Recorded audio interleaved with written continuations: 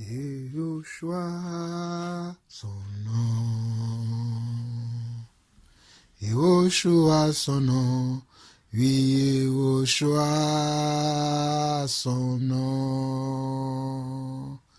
Yehoshua, son nom. Yehoshua, son nom. Oui, Yehoshua, son nom. Emmanuel, son nom. Emmanuel est son nom. Emmanuel, son nom. Oui, Adonai, son nom. Adonai est son nom. Oui, Adonai, son nom. Le Dieu d'Élie, son nom. Dieu d'Élie est son nom. Oh, le Dieu d'Élie, son nom. Yahvé Shalom, son nom. Yahvé Shalom est son nom. Oh, Yahvé Shalom, son nom.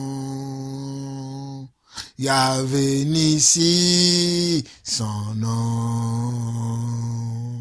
Yahvé Nissi est son nom. Oui, Yahvé Nissi, son nom. Oh, je suis son nom. Jésus est son nom. Oh oui, je suis son nom. Oui, je suis son nom. Je suis. Oui, je suis son nom. Oui, je suis son nom. Je suis. Oui, je suis son nom. Oh, Emmanuel, mon roi. Emmanuel est mon roi. Emmanuel, mon roi. Alléluia, alléluia, alléluia, alléluia au plus haut des cieux. Alléluia au roi des rois, à celui qui est assis sur le trône à tout jamais, à celui qui était, qui est et qui vient. Gloire à toi, Seigneur. Honneur à toi, Seigneur. Puissance à toi, Seigneur.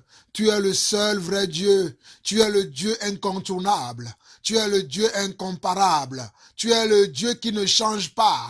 Tu es le même hier, aujourd'hui et éternellement. Oh, le Dieu de mes ancêtres. Le Dieu de mon père, Dieu d'Abraham, d'Isaac et de Jacob, le Dieu qui a dit à Moïse que je m'appelle je suis. Merci encore pour ce temps que tu me donnes. Merci encore pour ce moment que tu permets afin que je puisse communier avec mes frères et sœurs au travers de ce canal que tu m'as donné afin de pouvoir, Seigneur Dieu, partager, Seigneur, tes desseins que tu as mis dans mon cœur. Je bénis, Seigneur Dieu, tous ceux qui suivront cet enseignement. Je les bénis, Papa, et je déclare dans le nom de Jésus-Christ, Seigneur Dieu, qu'ils sont libres, Seigneur. Ils sont libres, Seigneur. Ils sont libres de tout esprit qui domine dans le monde. Et toi-même, tu les conduis nuit et jour. Toi-même, tu les conduis nuit et jour vers de verts pâturages. À toi la gloire, à toi l'honneur, pour des siècles, dans le nom de Jésus-Christ, j'ai ainsi prié. Amen. Frères et sœurs, vous attendez la voix de votre frère Jean-Paul Lawson. Vous me connaissez déjà. Je suis votre frère Jean-Paul Lawson. Je me permets encore aujourd'hui, une fois encore, de venir vous exhorter, de venir vous parler, de venir vous annoncer l'évangile de Dieu. Alors, frères et sœurs, avant de commencer quoi que ce soit, je salue tous mes frères et sœurs dans le monde entier. Je salue ceux de la Belgique, notamment la maman Amélia, la sœur Gertrude, le frère Thierry, la sœur Ami, la sœur Mireille et tous les autres. Je salue aussi également ma sœur Erta depuis Londres. Je salue tous les autres frères qui sont au Gabon, qui sont en Angola. Le frère Afonso en Angola, je te salue. Je n'oublie pas tous les autres frères qui sont en Côte d'Ivoire, qui sont au Togo, qui sont à Lomé, qui sont en Algérie, qui sont au Canada. Le frère Barouani, mon frère, je te salue, je te bénis, mon frère. Sois béni, sois fortifié pour l'œuvre que tu es en train de faire dans le Seigneur. Je n'oublie pas tous les autres frères qui sont aux États-Unis. Je n'oublie pas le frère Jean-Charles Kouadio des États-Unis. Je ne vous oublie pas. Je salue tous les autres frères. Je ne peux pas à chaque fois énumérer vos noms, mais sachez que lorsque j'envoie mes salutations, je pense à vous toutes, hommes ou femmes, je vous salue. Que la paix et la communion du Saint-Esprit soient notre partage. Alors, avant de commencer, j'aimerais dire à ceux qui nous encouragent que Dieu vous bénisse. J'aimerais dire à ceux qui ne nous encouragent pas aussi que Dieu vous bénisse. Il y en a qui pensent que nous sommes des serviteurs de Dieu. Il y en a qui pensent que nous ne sommes pas des serviteurs de Dieu. Que pour ceux qui pensent, soyez bénis. Ceux qui ne pensent pas aussi, soyez bénis. Ceux qui font des commentaires blessants, ceux qui sont là à nous voir comme si nous étions des malfaiteurs, comme si nous n'étions pas des personnes qui apportent la semence de Dieu dans vos cœurs, qui tiennent des propos non sensés, qui tiennent des propos méchants à notre rencontre. Nous vous bénissons de la part du Seigneur. Recevez la grâce du Seigneur, recevez l'amour du Seigneur, recevez la paix du Seigneur, et que la paix du Seigneur demeure dans vos vies, demeure dans vos foyers et demeure là où vous vous trouvez. Que la paix du Seigneur soit avec vous. Frères et sœurs, sachez que par vos encouragements, nous nous améliorons. Sachez que par vos critiques aussi, nous nous améliorons.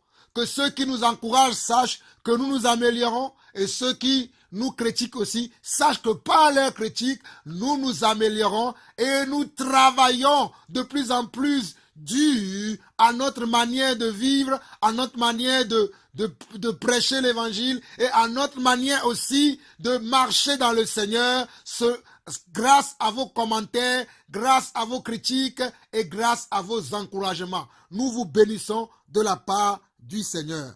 Avant de commencer, j'aimerais lire cette parole. J'aimerais lire cette parole que le Seigneur a mis dans mon cœur. C'est une parole que le Seigneur a mis dans mon cœur et cela peut encourager un frère et cela peut aussi encourager une sœur. Alors nous allons lire 2 Corinthiens chapitre 4. 2 Corinthiens chapitre 4. Nous allons lire 2 Corinthiens chapitre 4 à partir du verset 3.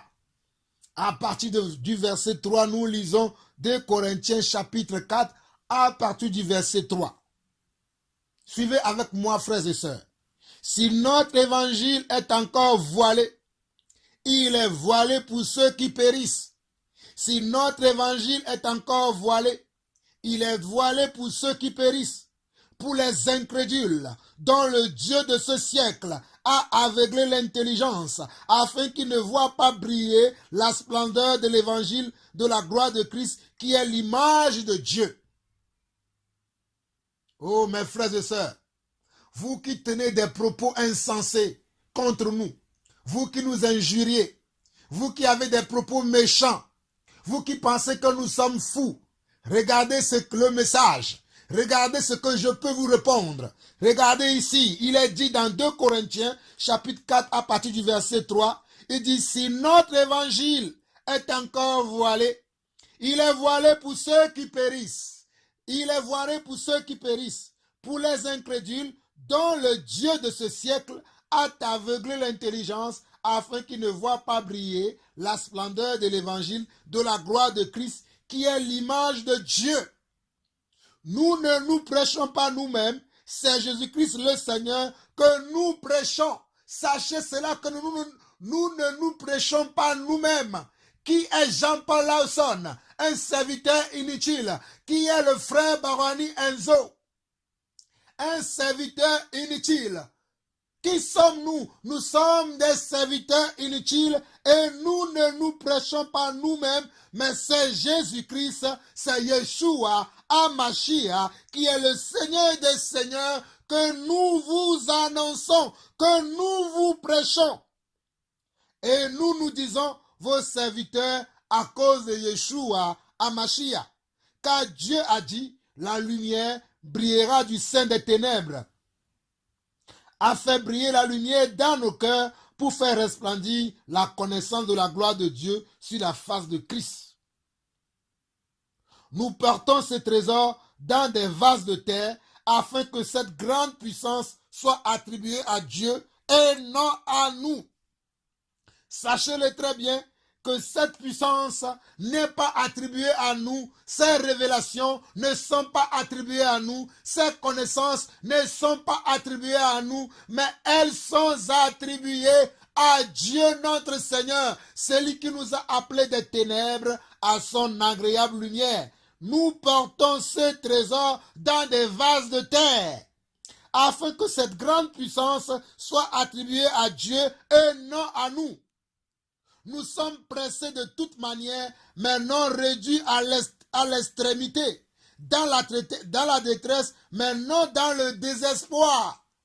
Dans la détresse, mais non dans le désespoir. Vous qui pensez que nous sommes stressés, nous sommes dans l'amertume, nous sommes dans l'angoisse, nous sommes dans la détresse, sachez que peu importe nos épreuves, nous ne sommes pas dans le désespoir, car notre espérance, c'est Christ Jésus. Notre espérance, c'est Yeshua HaMashiach. Notre espérance, c'est Jésus. Notre espérance, c'est celui qui était, qui est et qui vient.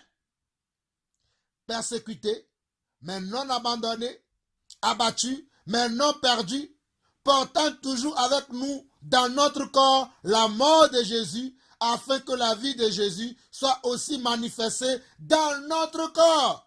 Regardez bien mes frères et sœurs, vous qui perdez courage, vous qui ne pensez pas que le Seigneur agit en vous ou qu'il est avec vous, ce message vous est aussi destiné. Regardez ceci, nous sommes dans 2 Corinthiens chapitre 4, nous allons lire à partir du verset 9 et nous disons ceci, persécutés mais non abandonnés, abattus mais non perdus, portant toujours avec nous dans notre corps la mort de Yeshua HaMashiach, afin que la vie de Yeshua HaMashiach soit aussi manifestée dans notre corps. Car nous qui vivons, nous sommes sans cesse livrés à la mort à cause de Yeshua HaMashiach, afin que la vie de Yeshua HaMashiach soit aussi manifestée dans notre chair mortelle. Ainsi, la mort agit en nous et la vie agit en vous. Et comme nous avons le même esprit de foi qui est exprimé dans cette parole de l'Écriture, j'ai cru, c'est pourquoi j'ai parlé. Nous aussi nous croyons et c'est pour cela que nous parlons, sachant que celui qui a ressuscité Yeshua HaMashiach nous ressuscitera aussi avec Yeshua HaMashiach et nous fera paraître avec vous en sa présence. Car tout cela arrive à cause de vous, afin que la grâce, en se multipliant, fasse abonder à la gloire de Dieu les actions de grâce d'un plus grand nombre. Les actions de grâce d'un plus grand nombre. Les actions de grâce d'un plus grand nombre. Frères et sœurs, comprenez que la volonté de Dieu, c'est que par nos persécutions, c'est que par nos épreuves, c'est que par nos moments d'abandon, nos moments d'abattement où nous nous sentons abattus, sous ces moments-là vont produire comment? Des moments d'action de grâce. Des moments d'action de grâce. Comme vous avez vu tout à l'heure, avant de commencer ce partage, j'ai commencé à louer, j'ai commencé à rendre grâce à Dieu, j'ai commencé à chanter à Dieu, j'ai commencé à louer Dieu. C'est une action de grâce, c'est une action de grâce, de bénir Dieu par rapport à ce qu'il fait dans ma vie, par rapport à ce qu'il fait dans vos vies, par rapport à ce qu'il fait dans son Église. Verset 16. C'est pourquoi nous ne perdons pas courage. Et même si notre homme extérieur s'est détruit, notre homme intérieur se renouvelle de jour en jour. C'est pourquoi nous ne perdons pas courage. Et même si notre homme extérieur s'est détruit, notre homme intérieur se renouvelle de jour en jour. Mon frère, ma soeur, si ton homme extérieur, qui représente la chair et le sang, est détruit, sache que ton homme intérieur, qui est l'Esprit de Dieu, se renouvelle de jour en jour. Voici le message que Dieu m'a donné pour toi aujourd'hui. Toi qui es abattu, toi qui te sens abandonné, toi qui te sens délaissé, toi qui te sens oublié, sache aujourd'hui, selon l'Esprit du Seigneur, selon la voix de l'Éternel, que si ton homme extérieur se détruit, ton homme intérieur se renouvelle de jour en jour. Et le verset 17 va dire ceci: car nos légères afflictions du moment présent produisent pour nous au-delà de toute mesure. Car nos légères afflictions du moment présent produisent pour nous au-delà de toute mesure un poids éternel de gloire, parce que nous regardons non point aux choses visibles, mais à celles qui sont invisibles, car les choses visibles sont passagères et les invisibles sont éternelles. Oh mes frères et sœurs, je vais vous relire le verset 16 au verset 18 pour encourager quelqu'un qui est abattu, pour encourager quelqu'un qui est persécuté, pour encourager quelqu'un qui est abandonné, pour encourager quelqu'un qui est perdu, pour encourager quelqu'un qui est critiqué, étant dans la vérité, il est critiqué comme s'il était un malfaiteur. Je veux t'encourager, toi mon frère, toi ma soeur, peu importe là où tu te trouves, peu importe les difficultés que tu rencontres, peu importe tes épreuves, peu importe ce qu'on raconte de toi, ce qu'on dit de toi, ce message t'est destiné afin que tu sois encouragé comme moi-même je suis encouragé. C'est pourquoi nous ne perdons pas courage. Et même si notre homme extérieur se détruit, notre homme intérieur se renouvelle de jour en jour. Car nos légères afflictions du moment présent produisent pour nous au-delà de toute mesure un poids éternel de gloire, parce que nous ne regardons point aux choses visibles, mais à celles qui sont invisibles, car les choses visibles sont passagères et les invisibles sont éternelles. Car nous ne regardons point aux choses visibles. Je ne regarde point aux choses visibles. Et je t'encourage, toi mon frère, toi ma soeur qui m'écoute et qui me suit, de ne pas regarder aux choses qui sont visibles. Ne regarde pas aux choses qui sont visibles. Ne regarde pas aux critiques. Ne regarde pas aux propos méchants. Ne regarde pas aux épreuves que tu as. Mais lève les yeux vers la montagne.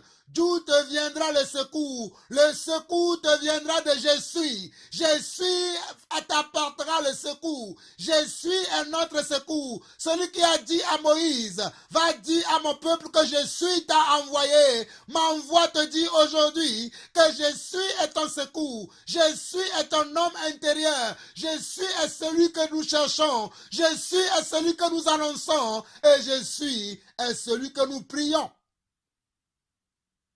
Car nos légères afflictions du moment présent produisent pour nous au-delà de toute mesure un poids éternel de gloire, parce que nous ne regardons non point aux choses visibles, mais à celles qui sont invisibles, car les choses visibles sont passagères et les invisibles sont éternelles. Que celui qui a des oreilles pour entendre, entend ce que l'Esprit de Dieu dit à son Église, dit à ses fils et à ses filles. Frères et sœurs, nous allons continuer notre enseignement sur l'appel de Dieu. Et aujourd'hui, nous sommes dans la partie 5, si je ne me trompe pas. dans la partie 5, si je ne me trompe pas, partie 5, nous allons continuer notre enseignement. Et nous sommes dans la partie 5 ou 6, si je ne me trompe pas. La partie 5 ou 6, si je ne me trompe pas. Alors, frères et sœurs, nous allons partager beaucoup de versets.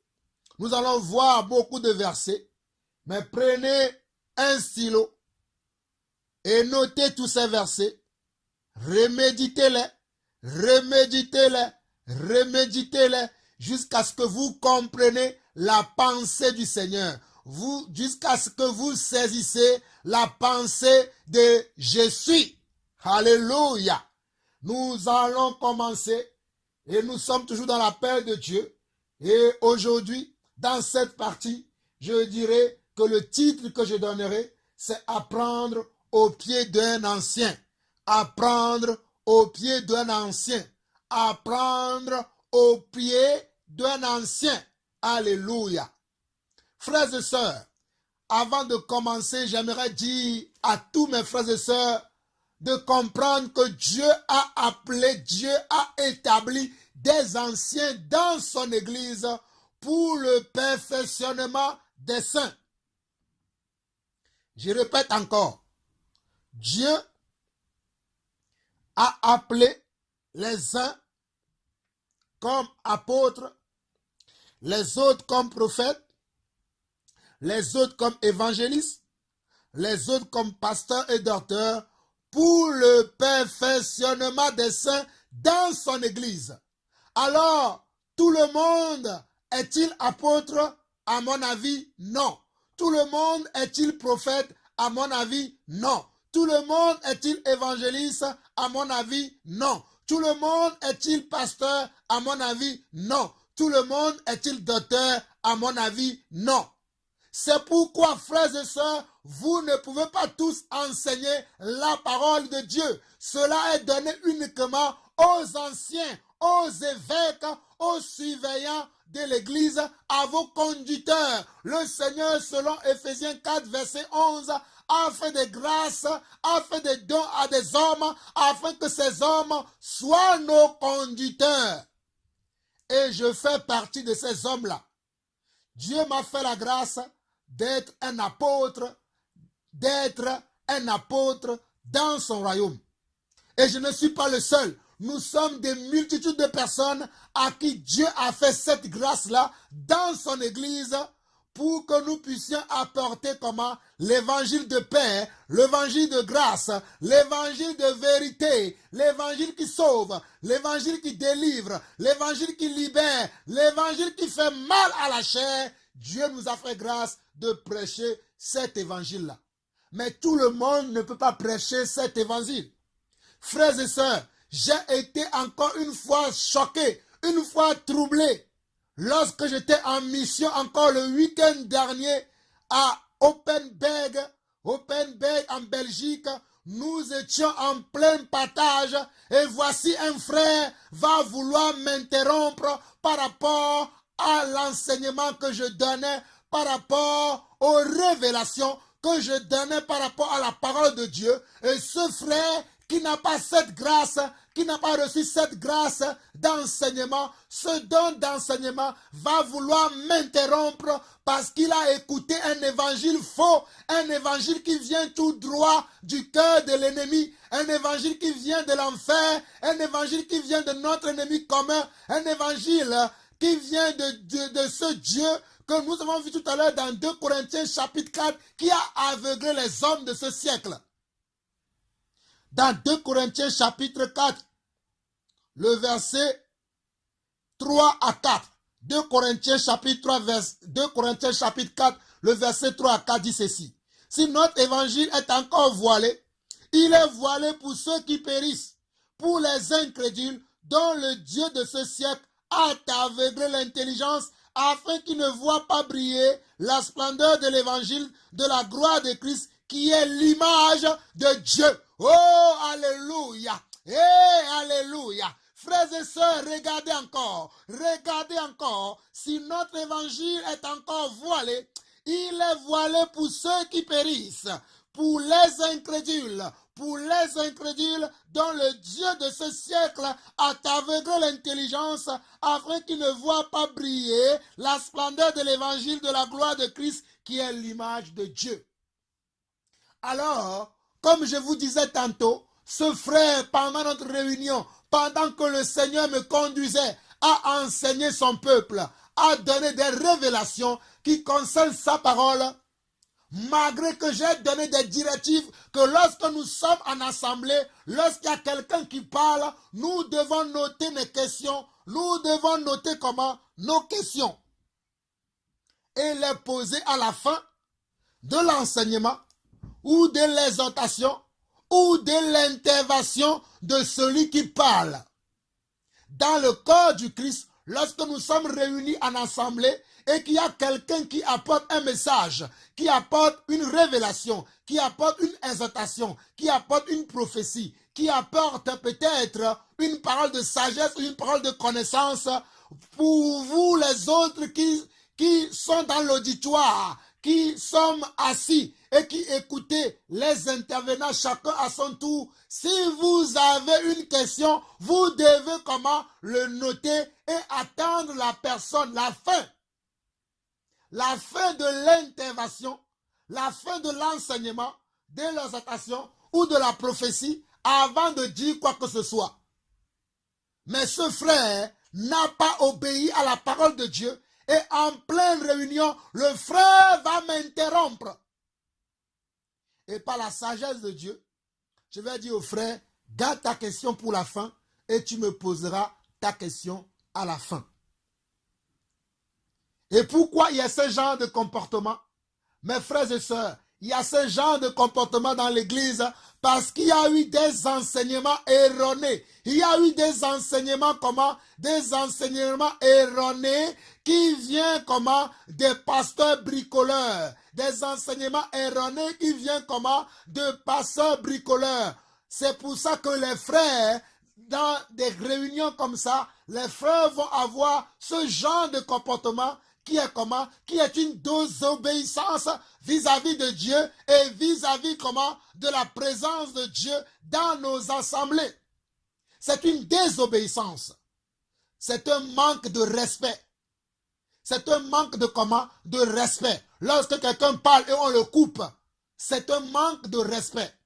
Et comme je vous disais, non seulement ce frère m'a coupé, mais ce frère n'avait même pas la vérité dans ce qu'il disait. Il avait comment? Il avait embrassé un autre évangile.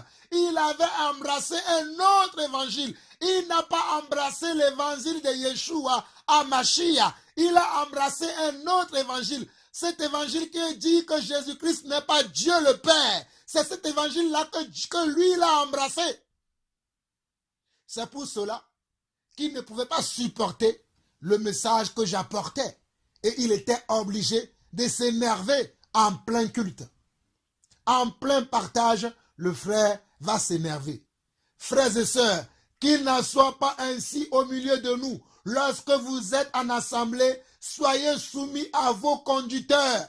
Je ne parle pas pour moi tout seul, je parle pour tous ceux-là qui vous enseignent, pour tous ceux-là qui vous encadrent, pour tous ceux-là qui vous enseignent la parole de Dieu. Soyez soumis à ces personnes-là, soyez soumis à ces hommes-là. Si même vous avez des suggestions ou des objections à faire, laissez les personnes aller au bout de leurs enseignements, au bout de leurs révélations, au bout de leurs exhortations, et après, vous pouvez leur poser toutes vos questions.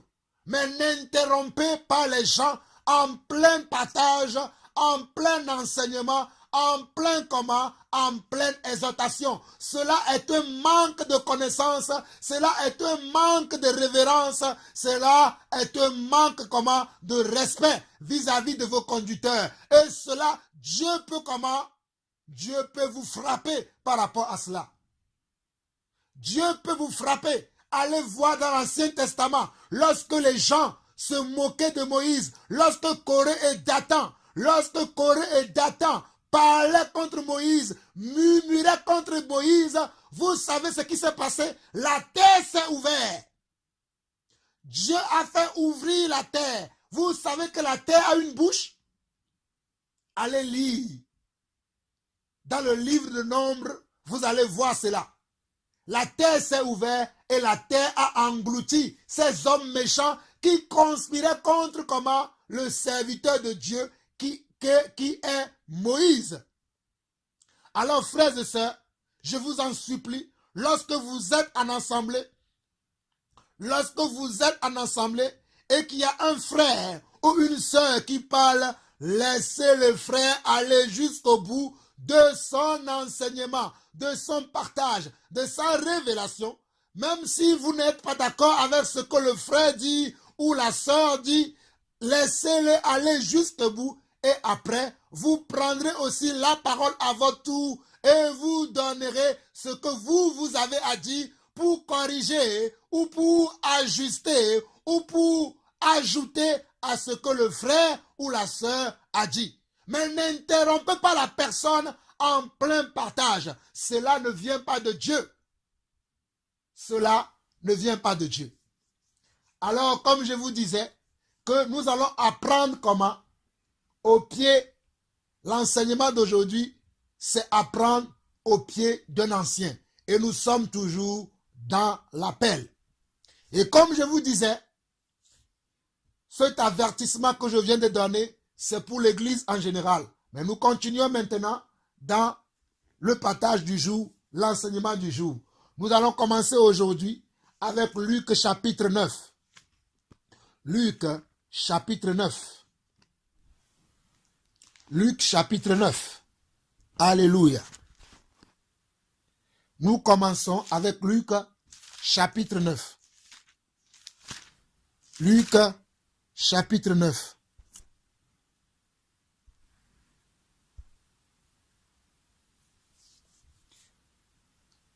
Nous allons lire à partir du verset 1 à 9. Luc chapitre 9 à partir du verset 1 à 9. Jésus, ayant appelé les 12, leur donna force et pouvoir sur tous les démons avec la puissance de guérir les maladies. Il les envoya prêcher le royaume de Dieu et guérir les malades. Ne prenez rien pour le voyage, leur dit-il, ni bâton, ni sac, ni pain, ni argent, et n'ayez pas deux tuniques. Dans quelque maison que vous y entrez, restez-y, et c'est de là que vous partirez. Et si les gens ne vous reçoivent pas, sortez de cette ville et secouez la poussière de vos pieds en témoignage contre eux. Ils partirent et ils allèrent de village en village, annonçant la bonne nouvelle et opérant partout des guérisons. Hérode le tétrarque entendit parler de tout ce qui se passait et il ne savait que penser. Car les uns disaient que Jean était ressuscité des morts, d'autres qu'Élie était apparu et d'autres qu'un des anciens prophètes était ressuscité. Mais Hérode disait, j'ai fait décapiter Jean. Qui donc est celui-ci dont j'entends dire de telles choses? Et il cherchait à le voir. Frères et sœurs, vous allez me dire qu'est-ce que le frère Jean-Paul essaie de nous dire par là. J'essaie de vous dire par là que Jésus était comment? Était un ancien. C'est le plus ancien des anciens. Sachez même que la Bible l'appelle l'ancien des jours. Celui qui n'a ni commencement ni fin. Il n'a ni généalogie. C'est lui l'ancien des jours. C'est lui le plus ancien des anciens.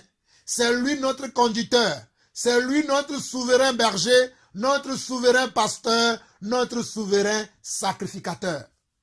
Donc nous voyons que notre souverain berger, Jésus-Christ, lui-même a choisi comment? Des disciples pour comment? Pour les encadrer. Pour les encadrer, pour les enseigner, afin que ces disciples aussi soient comment? Soit dans la connaissance, soit comment? Instruits selon la sagesse de Dieu, selon l'intelligence de Dieu, et non selon l'intelligence des hommes. Le Seigneur Jésus-Christ, le Seigneur Yeshua HaMashiach, qui est le souverain berger, va choisir comment? Des hommes. avec qui il va marcher, avec qui il va être tout le temps en contact et il va leur enseigner comment travailler dans son champ, comment travailler dans le ministère, comment aller faire les choses dans le royaume de Dieu. Jésus lui-même a choisi comment 12 personnes qu'il a formées. Et ils étaient plus que 12. Mais les 12, ce sont ceux que nous connaissons que nous connaissons, on va dire, plus clairement. Parce qu'il y en avait d'autres disciples aussi, comme Joseph d'Arimathée, comme Nicodème aussi. Mais les 12 étaient ceux qui étaient privilégiés, qui étaient toujours à table avec Jésus, qui mangeaient avec Jésus, qui dormaient avec Jésus, qui traînaient partout où Jésus allait.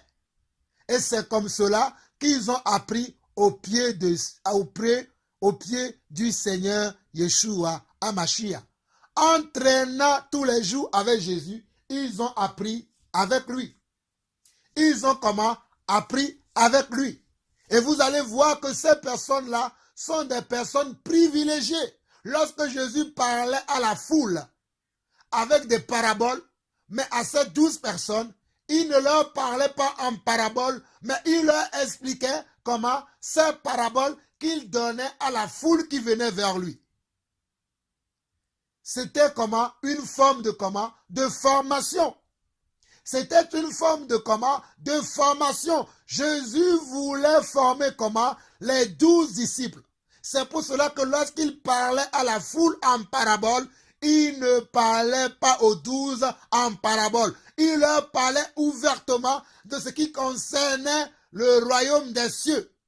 Il ne leur cachait pas ce qui concerne le royaume des cieux. Mais à la foule, il leur cachait ce qui concerne le royaume des cieux. Matthieu chapitre 13. Matthieu chapitre 13.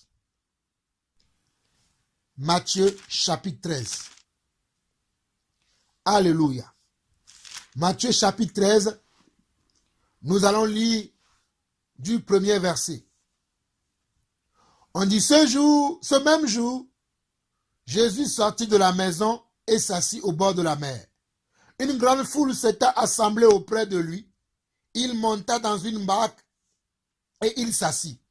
Toute la foule se tenait sur le rivage. Il leur parlait en parabole sur beaucoup de choses et il dit, un semeur sortit pour semer. Comme il semait, une partie de la semence tomba le long du chemin. Les oiseaux vinrent et la mangèrent. Une autre partie tomba dans les endroits pierreux, où elle n'avait pas beaucoup de terre. Elle leva aussitôt, parce qu'elle ne trouva pas un sol profond. Mais quand le soleil parut, elle fut brûlée et sécha, faute de racines. Une autre partie tomba parmi les épines. Les épines montèrent et l'étouffèrent. Une autre partie tomba dans la bonne terre. Elle donna du fruit. Un grain 100, un autre 60, un autre 30. Que celui qui a des oreilles pour entendre, entende. Les disciples s'approchèrent et lui dirent, pourquoi leur parles-tu en parabole? Si vous voyez bien, au verset 2 de Matthieu chapitre 13, on nous dit qu'une grande foule s'était assemblée auprès de lui et Jésus a commencé comment? À s'adresser à cette grande foule qui s'était assemblée autour de lui. Jésus parle toujours à une foule qui s'assemble autour de lui. Jésus va annoncer comment? La parole. Et là, au verset 10, les 12, qui étaient ceux qui sont privilégiés, qui étaient ceux qui apprenaient au pied de Jésus, qui étaient ceux qui avaient comme modèle Jésus-Christ, ceux qui avaient comme comment? Modèle. Ceux qui avaient comme comment? Leur manager, leur chef d'entreprise, leur patron, Jésus-Christ, ils vont leur poser cette question. Dans le verset 10 de Matthieu chapitre 13, ils vont dire ceci. Pourquoi leur parles-tu en parabole? Et regardez la réponse de Jésus à partir du verset 11. Jésus leur répondit, parce qu'il vous a été donné de connaître les mystères du royaume des cieux et que cela ne leur a pas été donné. Jésus leur répondit, parce qu'il vous a été donné de connaître les mystères du royaume des cieux et que cela ne leur a pas été donné. Frères et sœurs, vous pouvez lire la parole de Dieu. Vous pouvez même écouter la parole de Dieu. Vous pouvez même suivre nos enseignements. Mais si cela ne vous a pas été donné des cieux, de comprendre la parole de Dieu, vous ne comprendrez jamais. Vous allez toujours vous énerver contre nous. Vous allez toujours vivre dans la frustration. Vous allez toujours nous critiquer parce que cela ne vous a pas été donné des cieux de comprendre la parole de Dieu. Cela ne vous a pas été donné de comprendre la parole de Dieu. Cela ne vous a pas été donné. Car il y a un don qui vient du ciel. Il y a un don qui vient du ciel. Il y a un nom. Ce nom vient du ciel. Ce nom fait des merveilles. Ce nom, c'est Jésus. Il y a un nom. Ce nom vient du ciel. Ce nom fait des merveilles. Ce nom, c'est Jésus. Il y a un nom. Ce nom vient du ciel. Ce nom fait des merveilles. Ce nom, c'est Jésus. Il y a un nom. Ce nom vient du ciel. Ce nom fait des merveilles. Ce nom vient du ciel. En ce nom, les aveugles voient. En ce nom, les lépreux sont purs. En ce nom, oh alléluia. Il y a un nom qui vient du ciel, frères et sœurs. Il y a un nom qui vient du ciel. Ce nom fait des merveilles. Même si j'ai ma voix qui est cassée, même si je ne suis pas un bon chanteur, j'aimerais vous dire qu'il y a un nom qui vient du ciel. Oh, en ce nom, les aveugles voient. Oh, en ce nom, les lépreux sont purs. Ce nom, c'est Jésus. Oh, en ce nom, les aveugles voient. En ce nom, les lépreux sont purs. Ce nom, c'est Jésus. Il y a un nom. Ce nom vient du ciel. Ce nom fait des merveilles. Ce nom, c'est Jésus. Frères et sœurs, si Jésus ne t'ouvre pas les yeux, si Jésus ne t'ouvre pas les oreilles, si Jésus ne fait pas tomber les écailles de tes yeux, tu peux lire la Bible de Genèse en Apocalypse sans rien comprendre. Tu peux écouter les messages, tu peux suivre les messages sans rien comprendre. Sans rien comprendre, sans rien comprendre. Nous revenons dans la parole de Matthieu chapitre 13, le verset 11 qui dit ceci. Jésus leur répondit, parce qu'il vous a été donné de connaître les mystères du royaume des cieux et que cela ne leur a pas été donné. Et que cela ne leur a pas été donné. Jésus va expliquer aux disciples à ceux-là qui apprennent à son pied, à ceux-là qui sont des apprentis dans l'école de Jésus-Christ. Ce sont des apprentis à l'école du Seigneur. Ils apprenaient au pied de Jésus-Christ. Ils apprenaient au pied de Yeshua à Mashiach. Je répète encore, ce sont comment? Des apprentis pasteurs, des apprentis apôtres, des apprentis comment? Prophètes, des apprentis évangélistes, des apprentis d'auteurs. Et le maître, le professeur, c'était qui? C'était Jésus-Christ. Et regardez à partir du verset 12. Car on donnera à celui qui a, et il sera dans l'abondance, mais à celui qui n'a pas, on notera même ce qu'il a. C'est pourquoi je leur parle en parabole, parce qu'en voyant, ils ne voient point, et qu'en entendant, ils n'entendent ni ne comprennent.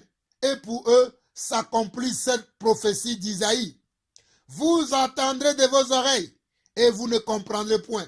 Vous regarderez de vos yeux, et vous ne verrez point. Car le cœur de ce peuple est devenu insensible. Ils ont endurci leurs oreilles, et ils ont fermé leurs yeux, de peur qu'ils ne voient de leurs yeux, qu'ils n'entendent de leurs oreilles, qu'ils ne comprennent de leur cœur, qu'ils ne se convertissent, et que je ne les guérisse. Frères et sœurs, c'est écrit dans la parole de Dieu. Ce n'est pas moi qui invente.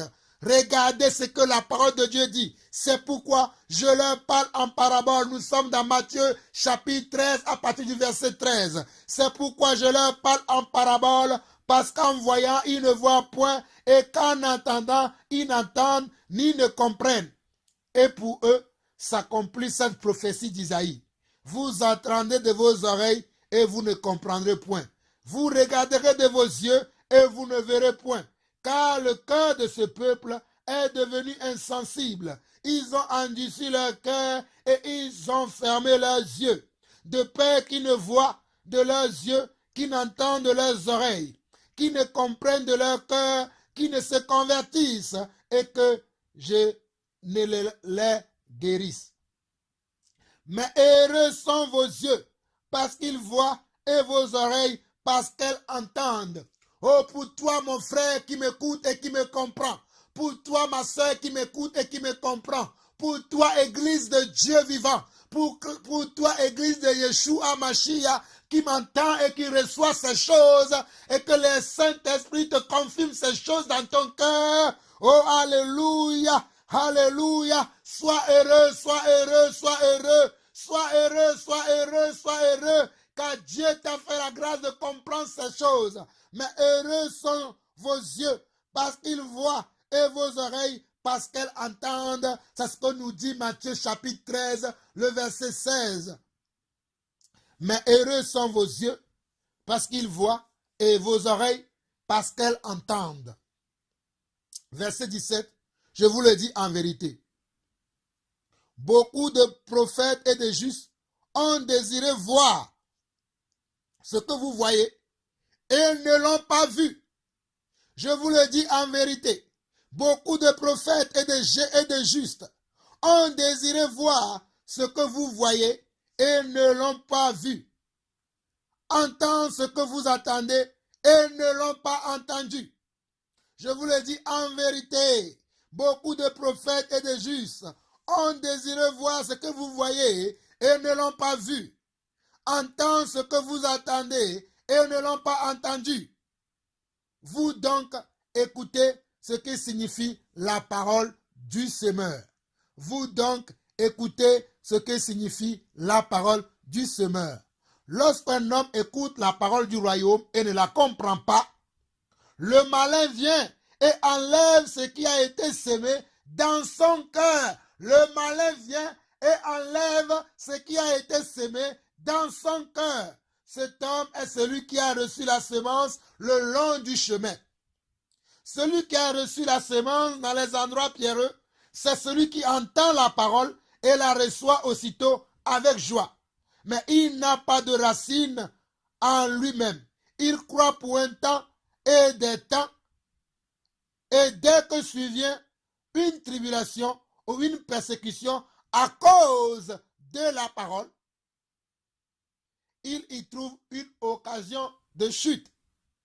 Celui qui a reçu la sémence parmi les épines, c'est celui qui entend la parole, mais en qui les soucis du siècle et la séduction des richesses étouffent cette parole et la rendent infructueuse. Et la rendent infructueuse. Oh, alléluia. Celui qui a reçu la semence parmi les épines, mes frères, la parole est une semence. La parole est une semence. Souvenez-vous que je vous ai dit dans les parties précédentes que Dieu a mis à chacun d'entre nous une semence de sa part, une parole de sa part, un don de sa part, une grâce de sa part, une révélation de sa part, car nous connaissons tous en partie. Mais celui qui a fait cette chose, c'est Dieu. Il a mis en nous comment? Une semence. Nous l'avons vu la dernière fois. Nous l'avons vu dans le grec et nous l'avons vu comment? Dans le français.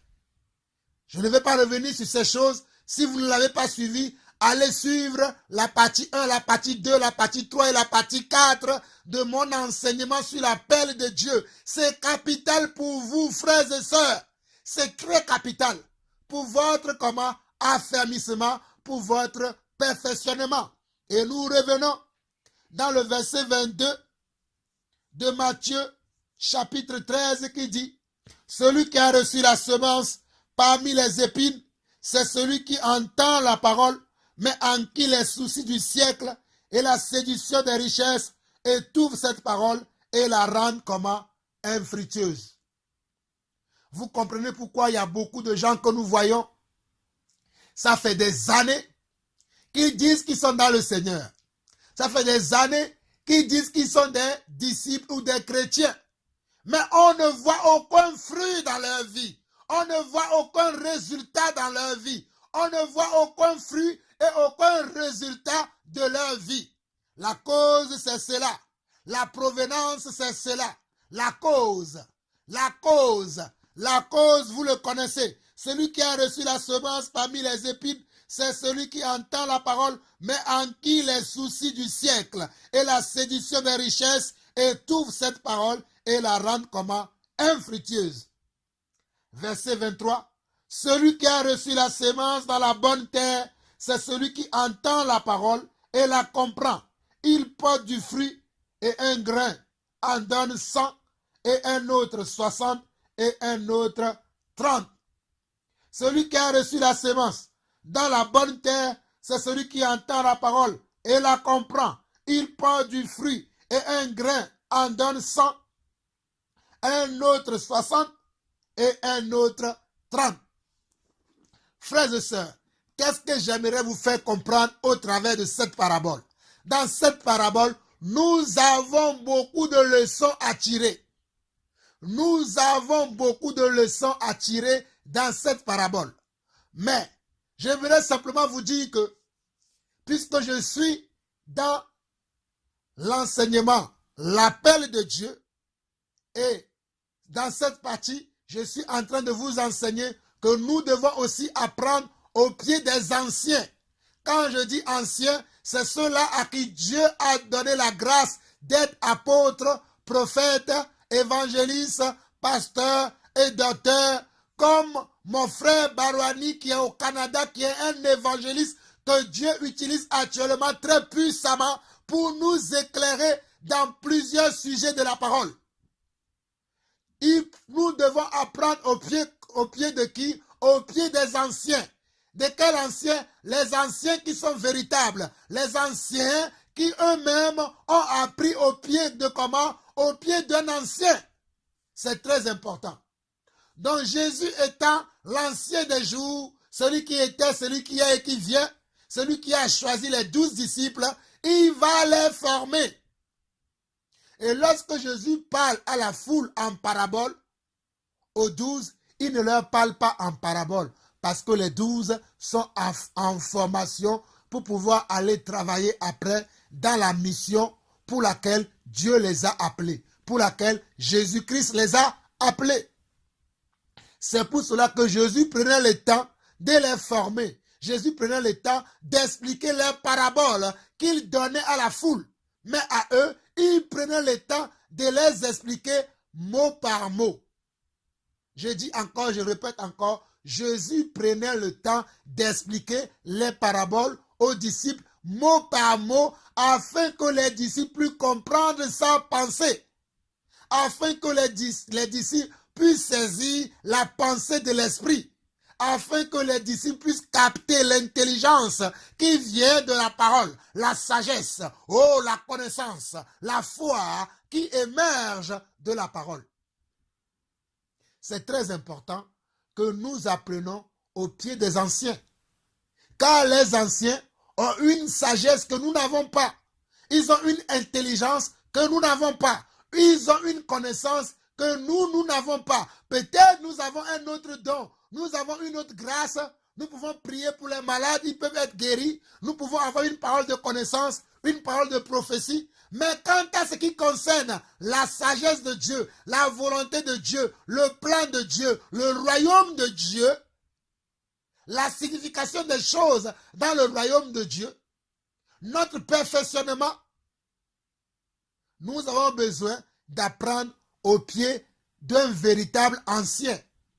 Un ancien qui est fidèle, un ancien qui est juste, un ancien qui n'a pas fait naufrage par rapport à la foi, un ancien qui n'est pas cupide, un ancien qui n'est pas orgueilleux, un ancien qui n'est pas rempli de lui-même, mais un ancien qui est rempli de l'amour de Dieu et des compassions de Dieu. Nous devons s'asseoir au pied de cet ancien pour apprendre avec lui. Cherchez un ancien, frères et sœurs. Je vous en supplie, cherchez un ancien. Il est temps que vous arrêtez de rester chez vous, croyant à cet évangile qui vous a dit, vous pouvez rester chez vous et apprendre. Non, non, non, non, non, non. Vous ne pouvez pas rester uniquement chez vous et apprendre. Vous avez besoin d'un apôtre, d'un prophète, d'un évangéliste, d'un pasteur ou d'un docteur pour votre perfectionnement. Pour que vous soyez assis dans la doctrine de Christ, pour que vous soyez un adulte dans la parole de Dieu, vous avez besoin d'un ancien. S'il vous plaît, frères et sœurs, je vous en supplie, cherchez un ancien, cherchez une église véritable, à la tête de laquelle il y a un véritable ancien qui enseigne toute la pensée de Dieu, qui enseigne toute la révélation qui concerne le royaume des cieux. Cherchez cet ancien-là et lorsque vous le trouvez, restez à ses pieds, soumettez-vous à lui, il va vous perfectionner. Mes frères, j'insisterai et j'insisterai encore. Lorsque vous priez le Seigneur, que Dieu vous montre cet ancien, qu'il soit apôtre, qu'il soit prophète, qu'il soit évangéliste, qu'il soit pasteur ou docteur, restez demeurés à ses pieds pour apprendre. Priez pour lui afin que Dieu lui révèle de nouvelles révélations pour vous, afin que Dieu lui donne de la sagesse, afin que lorsque cet ancien ouvre la bouche, qu'il vous annonce comment le royaume des cieux, qu'il vous annonce comment le royaume des cieux. C'est important, frères et sœurs, que vous appreniez au pied d'un ancien. C'est très capital. Vous ne pouvez pas rester chez vous en face de vos ordinateurs ou bien sur les réseaux sociaux. C'est bien les réseaux sociaux, mais il faut avoir une communion avec un ancien, une communion fraternelle où vous avez un ancien qui vous reçoit, il vous conseille, il vous parle, il vous dirige selon la volonté de Dieu. Que celui qui a des oreilles pour entendre, entend ce que l'Esprit dit à son Église. Il est temps que vous ayez peur que tout le monde est dans le faux.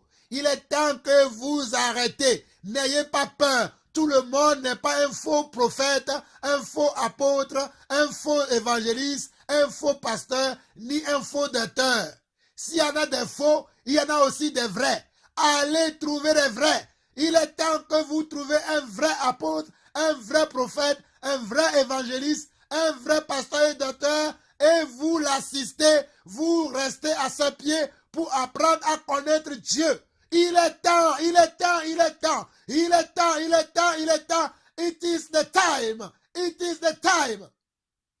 Ok. 1 Corinthiens chapitre 11. 1 Corinthiens chapitre 11. 1 Corinthiens chapitre 11. 1 Corinthiens chapitre 11 dit ceci. Nous allons lire simplement le premier verset de 1 Corinthiens chapitre 11. Le premier verset de 1 Corinthiens chapitre 11. L'apôtre Paul dit ceci dans 1 Corinthiens chapitre 11. L'apôtre Paul nous dit ceci. Il dit, imitez-moi. Bon, on peut lire plus haut, comme ça vous allez mieux comprendre.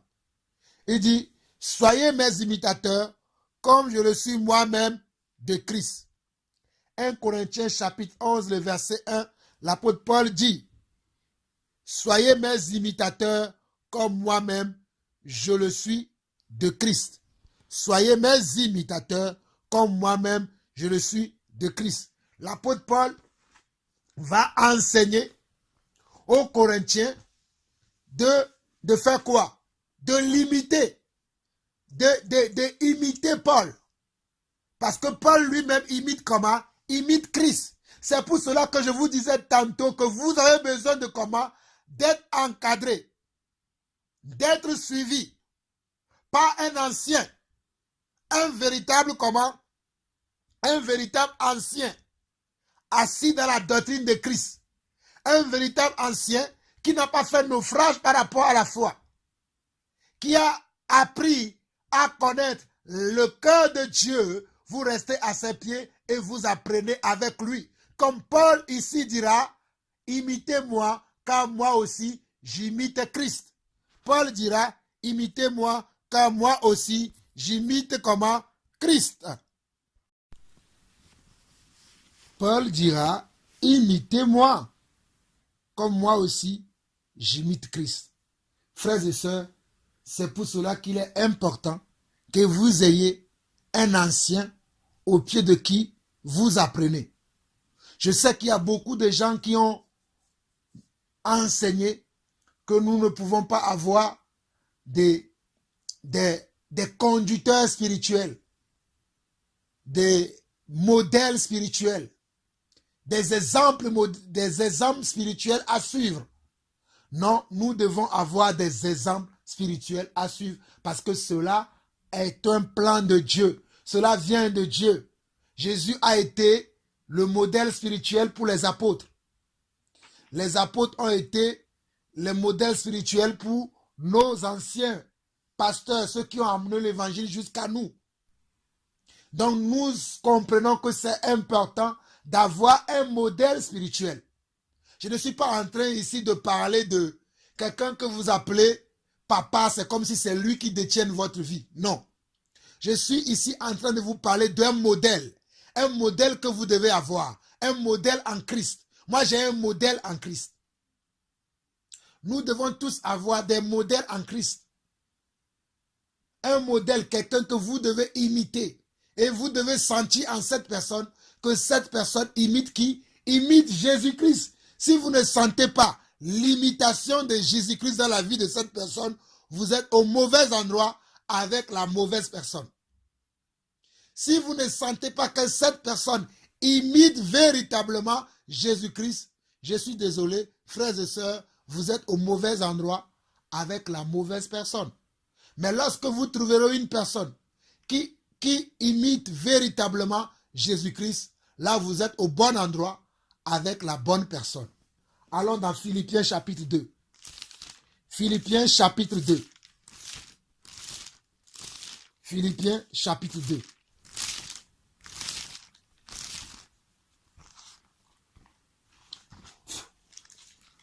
Dans Philippiens chapitre 2, du verset 20, Philippiens chapitre 2 du verset 20 à 30. Regardez l'apôtre Paul ce qu'il dit encore ici. Car je n'ai personne ici qui partage mes sentiments pour prendre sincèrement à cœur votre situation. Tous, en effet, cherchent leur propre intérêt et non ceux de Jésus-Christ. Je répète encore, car je n'ai personne ici qui partage mes sentiments pour prendre sincèrement à cœur votre situation. Tous, en effet, cherchent leur propre intérêt et non ceux de Jésus-Christ. Vous savez qu'il a été mis à l'épreuve en ce constat, pour que vous puissiez comprendre, je vais lire à partir du verset 19. Comme ça, vous allez comprendre le verset 22.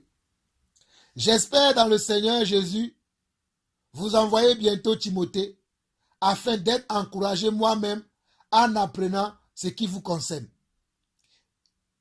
Philippiens 2, verset 19 dit, j'espère dans le Seigneur Jésus vous envoyer bientôt Timothée afin d'être encouragé moi-même en apprenant ce qui vous concerne.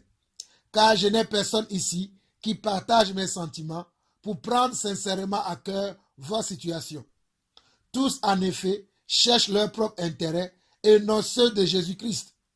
Vous savez qu'il a été mis à l'épreuve, qui a été mis à l'épreuve Timothée, en se consacrant au service de l'évangile avec moi comme un enfant avec son père.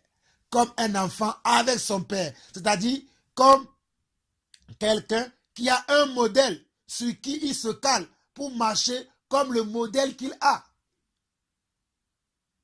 Ok, verset 23. J'espère donc vous l'envoyer dès que j'apercevrai l'issue de l'état où je suis. Et j'ai cette confiance dans le Seigneur que moi-même aussi, j'irai bientôt. J'ai estimé nécessaire de vous envoyer mon frère Épaphrodite, mon compagnon d'œuvre et de combat, par qui vous m'avez fait parvenir de quoi pouvoir à mes besoins. Car il désirait vous voir, vous tous, et il était fort en peine de ce que vous aviez appris sa maladie. Il a été malade, en effet, et tout près de la mort, mais Dieu a eu pitié de lui, et non seulement de lui, mais aussi de moi, afin que je n'ai pas tristesse sur tristesse. Je l'ai donc envoyé avec d'autant plus d'empressement, afin que vous vous réjouissiez de le revoir et que je sois même moins triste. Recevez-le donc dans le Seigneur avec une joie entière et honorez de tels hommes. Regardez, verset 29. Recevez-le donc dans le Seigneur avec une joie entière et honorez de tels hommes. Recevez-le dans le Seigneur avec une joie entière et honorez de tels hommes. Je salue mes frères et sœurs de la Belgique. Je salue ma maman Amélia, ma sœur Gertrude, qui nous ont honorés le week-end dernier. Moi et le frère Patrick, nous avons été reçus comme si nous étions des anges. Nous vous bénissons. Nous vous disons merci pour cet accueil chaleureux, pour ce moment de partage fabuleux, pour tout ce que vous nous avez préparé à manger, pour tout le respect et tous les honneurs que vous nous avez donnés. Que Dieu vous le rende et que Dieu soit votre Seigneur et votre Sauveur pour tout le restant de votre vie. Ayez courage, ne perdez pas foi, continuez seulement et vous verrez la gloire de l'Éternel. Nous continuons. Verset 30. Car c'est pour l'œuvre de Christ qu'il a été près de la mort, ayant exposé sa vie, afin de supplier à votre absence dans le service que vous me rendiez. Donc nous voyons ici, l'apôtre Paul nous parle encore de quelqu'un. Il nous a parlé de Timothée, qui était quelqu'un qui marchait avec Paul pour apprendre à ses pieds, pour être formé au pied de comment? Au pied de Paul. Et non seulement il y avait Timothée, il y avait aussi comment? Il y avait aussi Tite.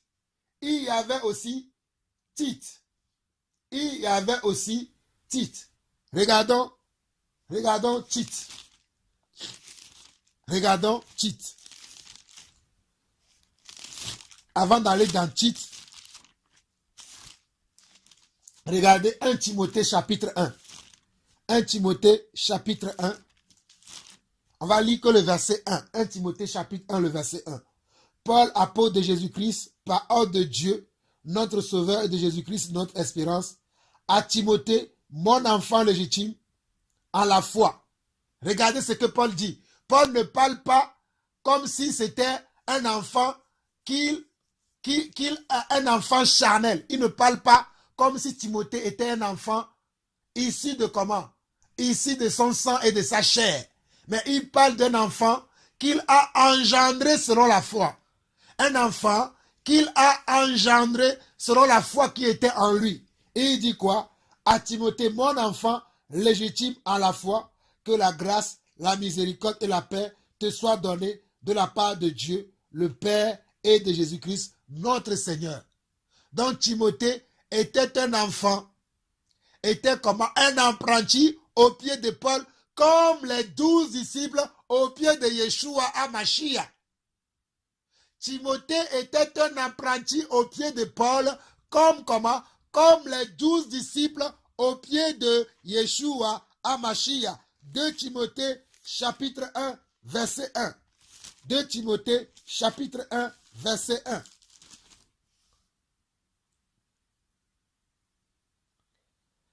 Paul, apôtre de Jésus-Christ par la volonté de Dieu, pour annoncer la promesse de la vie qui est en Jésus-Christ.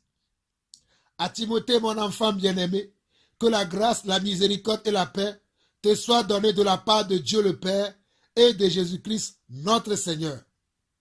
Regardez, dans ce passage, nous voyons également l'apôtre Paul saluer Timothée en tant que comment? En tant qu'apprenti à son pied, mon enfant, celui qui apprend à mon pied. Nous qui sommes parents, nous donnons une éducation à nos enfants. L'apôtre Paul utilise le langage charnel, le langage naturel pour expliquer les choses qui sont comment? Qui sont spirituelles.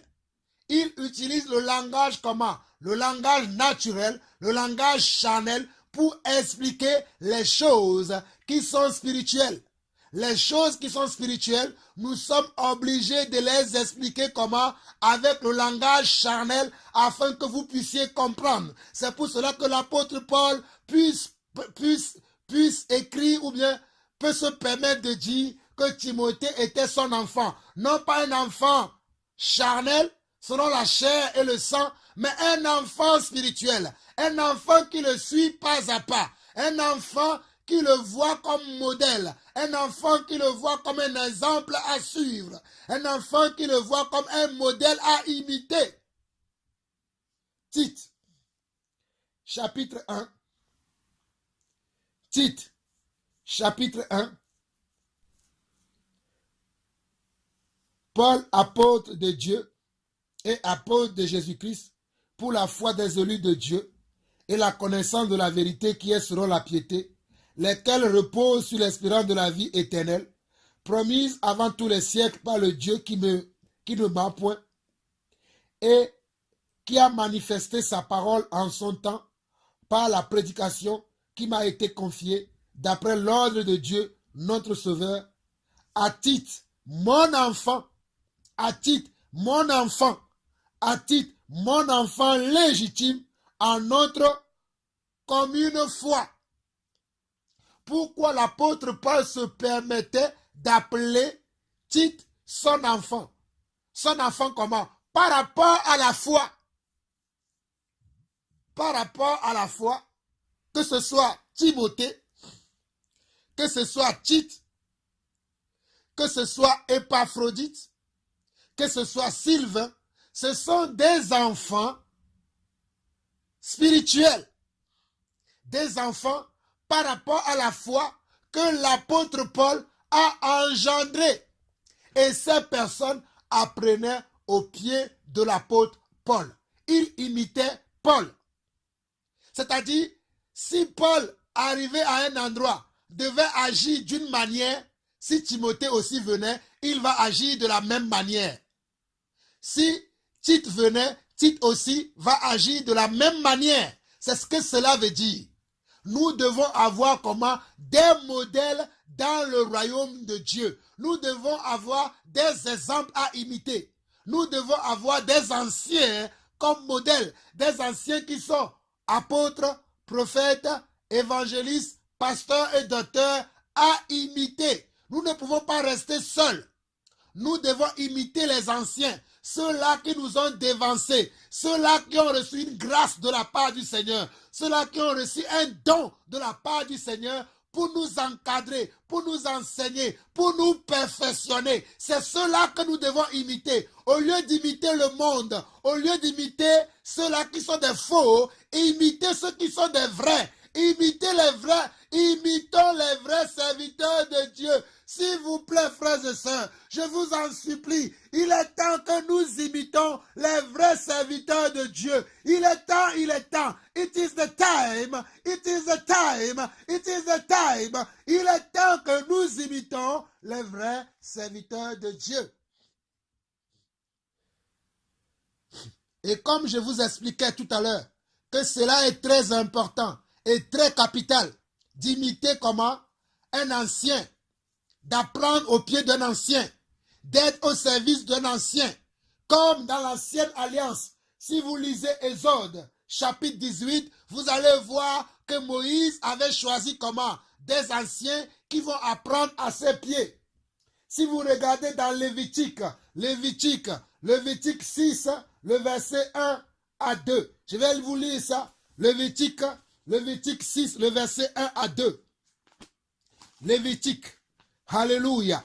Ce qui a été, c'est ce qui est, et c'est ce qui sera. Ce qui a été, c'est ce qui est, et c'est ce qui sera. Il n'y a rien de nouveau sur le soleil. Ce qui a été, c'est ce qui est, et c'est ce qui sera. Si nous regardons Lévitique 1, Lévitique chapitre 6, le verset 1 à 2. L'Éternel parla à Moïse et dit, donne ce ordre à Aaron et à ses fils et dit, voici la loi de l'Holocauste.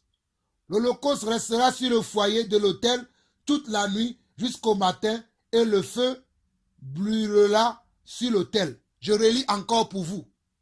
Lévitique chapitre 6, le verset 1 à 2.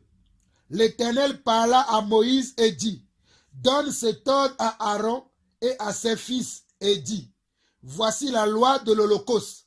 L'Holocauste restera sur le foyer de l'autel toute la nuit jusqu'au matin et le feu brûlera sur l'autel. Si vous voyez bien dans cet exemple, je ne sais pas si vous savez, Aaron est plus vieux que Moïse si nous voulons parler comment? Charnellement. Parce que Aaron est le grand frère de qui? De Moïse. Je précise encore, Aaron est le grand frère de Moïse selon leur généalogie, selon la chair et le sang. Mais dans le royaume de Dieu, Moïse est plus grand que Aaron. Dans le royaume de Dieu, Moïse a été doté d'une intelligence, d'une sagesse plus excellente que Aaron. C'est pour cela que ce n'est pas Moïse que Dieu va enseigner Aaron et ses fils. Dans la loi lévitique, dans l'ancienne alliance, Aaron et ses fils servaient dans le tabernacle. Ils servaient dans le temple. Ils servaient dans le tabernacle. Mais c'était qui les dirigeait? C'était Moïse qui leur donnait les instructions. Ils étaient obligés d'imiter Moïse, car Moïse était le souverain berger. Moïse était le souverain sacrificateur. Moïse était celui qui leur donnait la marche à suivre, ce qu'ils doivent faire, comme nous voyons ici dans ce passage. Je vais le relire pour vous. L'Éternel parla à Moïse et dit, donne cet ordre à Aaron et à ses fils et dit, voici la loi de l'Holocauste. L'Holocauste restera sur le foyer de l'autel toute la nuit jusqu'au matin et le feu brûlera sur l'autel. Si vous lisez la suite de ce chapitre, si vous lisez la suite, vous allez voir que Moïse va être en train de donner que des recommandations, des manières de faire, des façons de faire à Aaron et à ses fils. Pourquoi Pourquoi Dieu ne s'est pas adressé directement à Aaron ou à ses fils? Mais il va s'adresser à qui? Il va s'adresser à son serviteur, à son oint, à celui qu'il a choisi. Celui qu'il a choisi, c'était Moïse. Celui à qui il a confié une mission, c'était Moïse. Pourquoi il ne va pas parler directement à Aaron? Mais il va parler à qui? Il va parler à Moïse, parce que c'est Moïse qui devait apporter comment? Les éclaircissements. C'est Moïse qui devait donner les directives, la direction, la voie à suivre. Comme dans le corps du Christ aujourd'hui, comme dans la nouvelle alliance aujourd'hui, Dieu va choisir 5 types de personnes. Selon Ephésiens 4, à partir du verset 10 jusqu'au verset, vous lirez vous-même. Ephésiens 4, à partir du verset 10. Dieu va choisir des hommes à qui il va donner des dons. On va les appeler les uns comme apôtres, les autres comme prophètes, les autres comme évangélistes, pasteurs et docteurs, pour le perfectionnement des saints, jusqu'à ce que nous parvenions tous à l'unité de la foi, jusqu'à ce que nous ayons une foi commune. Il nous faut d'être soumis à un ancien, non pas n'importe qui comme ancien, mais un véritable ancien. Priez le Seigneur que Dieu vous révèle que la personne que vous suivez, si c'est un véritable ancien. Priez le Seigneur afin que Dieu vous révèle si cette personne-là est un véritable ancien. Priez que Dieu vous révèle si Jean-Paul Lawson est un véritable ancien. Priez que Dieu vous révèle si mon frère Barouani Enzo est un véritable ancien. Priez pour que Dieu vous révèle si tout cela que vous écoutez sur Internet, si tout cela que vous suivez sur Internet, s'ils sont des véritables anciens. Et si Dieu vous le montre qu'ils sont des véritables anciens, que ceux-là qui sont sur Internet ou que nous ne voyons pas sur Internet, peu importe là où sont ces personnes, soumettez-vous à eux, apprenez à leurs pieds. Lévitique chapitre 8. Lévitique chapitre 8, nous voyons encore du verset 1 au verset 2. L'Éternel parla à Moïse et dit, prends Aaron et ses fils avec lui, les vêtements, l'huile d'onction, le taureau expiatoire, les 2 béliers et la corbeille de paix sans levain, et convoque toute l'assemblée à l'entrée de la tente d'assignation. Moïse fit ce que l'Éternel lui avait ordonné, et l'assemblée se réunit à l'entrée de la tente d'assignation. Moïse dit à l'assemblée, voici ce que l'Éternel a ordonné de faire. Moïse fit approcher Aaron et ses fils, et il les lava avec de l'eau. Moïse fit comment? Moïse fit approcher Aaron et ses fils, et il les lava avec de l'eau. Il mit à Aaron la tunique et le ceintre de la ceinture. Il le revêtit de la robe et il plaça sur lui l'éphod qu'il serra avec la ceinture de l'éphod dont il le revêtait. Après vous-même, vous lirez la suite. C'est juste, j'ai pris ces quelques passages, il y en a beaucoup. Si vous regardez dans 1 Samuel chapitre 3, vous allez voir que le prophète Samuel va apprendre au pied du sacrificateur Élie. 1 Samuel chapitre 3. 1 Samuel chapitre 3, vous allez voir que le prophète Samuel, qui a été l'un des meilleurs prophètes, il a appris au pied du prophète Élie.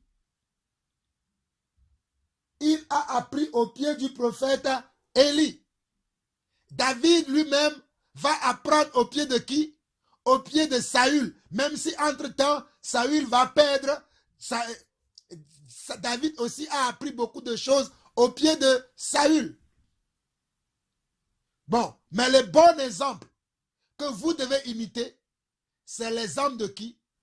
C'est l'exemple de Moïse qui apprenait au peuple de Dieu, qui a même appris à qui? À Josué et Caleb, comment servir Dieu, comment craindre Dieu, comment offrir des sacrifices à Dieu, comment marcher en alliance avec Dieu, Moïse l'a transmis à qui? À Josué et Caleb. Et vous allez voir dans Deutéronome chapitre 30, le verset 14 et le verset 22, lorsque Moïse va être sur le point de partir, Dieu va prendre qui? Dieu va prendre Josué, parce que Josué a appris avec qui? Avec Moïse. Parce que Josué a appris avec qui? Et Josué a appris avec Moïse. Frères et sœurs, il est capital que vous appreniez au pied d'un ancien véritable. Oh, je crie, je crie, je crie. Je ne me tairai pas. Je vous le dirai, je vous le dirai, que vous devez apprendre au pied d'un ancien véritable, au pied d'un ancien véritable, ceux-là qui marchent selon le commandement du Seigneur, ceux-là qui sont des modèles. Vous devez apprendre à leurs pieds. C'est très important. C'est très important d'apprendre au pied de comment? Au pied d'un ancien. Si nous continuons,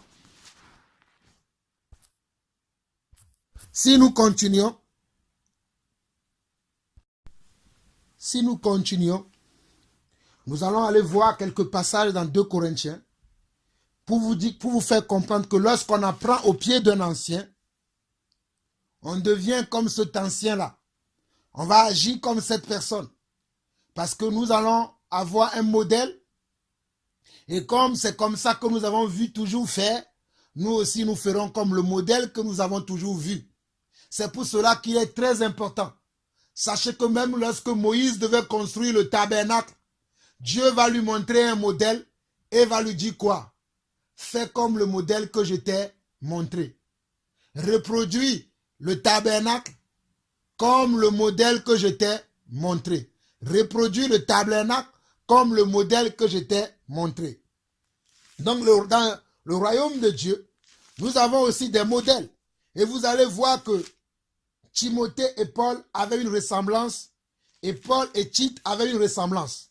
Parce que là où Paul n'y était pas, si c'est Tite qui était là-bas, c'est comme si Paul lui-même était là. Là où Paul devait aller et il envoyait Timothée, c'est comme si c'est Paul lui-même qui était là parce que Timothée va agir comme Paul. Ou Tite agira comme Paul. Je vais vous le prouver par la parole de Dieu.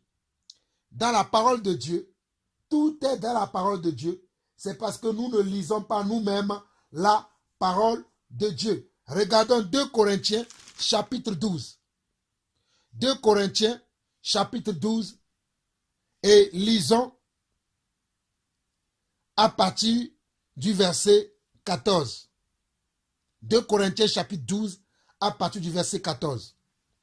Voici pour la 3e fois, je suis prêt à aller chez vous et je ne serai point à votre charge. Car ce ne sont pas vos biens que je cherche, c'est vous-même. Ce n'est pas en effet aux enfants à amasser pour leurs parents, mais aux parents pour leurs enfants. Pour moi, je ferai très volontiers les dépenses et je me dépenserai moi-même pour vos âmes. En vous aimant davantage, serai-je moins aimé de vous? Soit je n'ai point été à votre charge, mais un homme astucieux. Je vous ai pris par ruse. Ai-je tiré du profit de vous par quelqu'un de ceux que je vous ai envoyés? J'ai envoyé Tite à aller chez vous et avec lui, j'ai envoyé le frère. Est-ce que Tite a exigé quelque chose de vous? N'avons-nous pas marché dans le même esprit, sur les mêmes traces? Regardez bien ce que l'apôtre Paul dit. N'avons-nous pas marché dans le même esprit, sur les mêmes traces? Je répète encore à partir du verset 14 pour que vous puissiez comprendre. Voici pour la 3e fois, je suis prêt à aller chez vous et je ne serai point à votre charge, car ce ne sont pas vos biens que je cherche, c'est vous-même. Ce n'est pas en effet aux enfants à amasser pour leurs parents, mais aux parents pour leurs enfants. Pour moi, je ferai très volontiers des dépenses et je me dépenserai moi-même pour vos âmes. En vous aimant davantage, serais-je moins aimé de vous? Soit je n'ai pas été à votre charge, mais un homme astucieux, je vous ai pris par ruse. Ai-je tiré du profit de vous par quelqu'un de ceux que je vous ai envoyés? Paul dit que est-ce que ceux que je vous ai envoyés, les frères que je vous ai envoyés, les âmes de Tite, est-ce que j'ai tiré un profit de vous? Est-ce que quand Tite est arrivé chez vous les Corinthiens, a-t-il exigé de l'argent? Parce que ce n'est pas l'argent que Paul et Tite cherchaient. Regardez bien, verset 18 de 2 Corinthiens 12. J'ai engagé Tite à aller chez vous. Et avec lui, j'ai envoyé le frère. Est-ce que Tite a exigé quelque chose de vous? N'avons-nous pas marché dans le même esprit, sur les mêmes traces? N'avons-nous pas marché dans le même esprit, sur les mêmes traces? N'avons-nous pas marché dans le même esprit, sur les mêmes traces? Frères et sœurs, c'est pour cela qu'il est très important et très capital d'avoir comment un modèle à suivre, un ancien à suivre et de marcher dans les mêmes pas, comme cet ancien. Dans les mêmes traces, vous devez marcher comme cet ancien-là. Vous devez suivre cet ancien et marcher comme lui, agir comme lui. Si vous êtes convaincu que cet ancien est dans la vérité, si vous êtes convaincu que cet ancien, ce modèle, cet apôtre, ce prophète, cet évangéliste, ce pasteur ou docteur est dans la vérité, vous devez l'imiter. Vous devez imiter ses faits et ses gestes. Vous devez imiter sa manière de parler, sa manière d'agir. Même si nous imitons tous Christ, Christ nous a donné aussi des modèles d'hommes sur la terre à imiter. Comme Paul a dit, imitez-moi. Comme Tite et Paul étaient un modèle pour les églises à l'époque. Pourquoi aujourd'hui, au milieu de nous, on ne peut pas être des modèles pour nos frères et sœurs? Nous ne sommes pas des modèles parce que nous ne sommes pas avec les bonnes personnes. Nous serions des modèles lorsque nous serons avec les bonnes personnes et lorsque nous serons dans le vrai évangile. L'évangile qui vient du cœur de Dieu. L'évangile qui fait tomber des écailles de nos yeux. Selon Matthieu chapitre 13 que nous avons vu aujourd'hui. Lorsque nous sommes dans cet évangile-là, nous comprenons ces choses. C'est très fondamental et c'est très capital. Voyons encore quelque chose d'autre. 1 Thessaloniciens chapitre 1.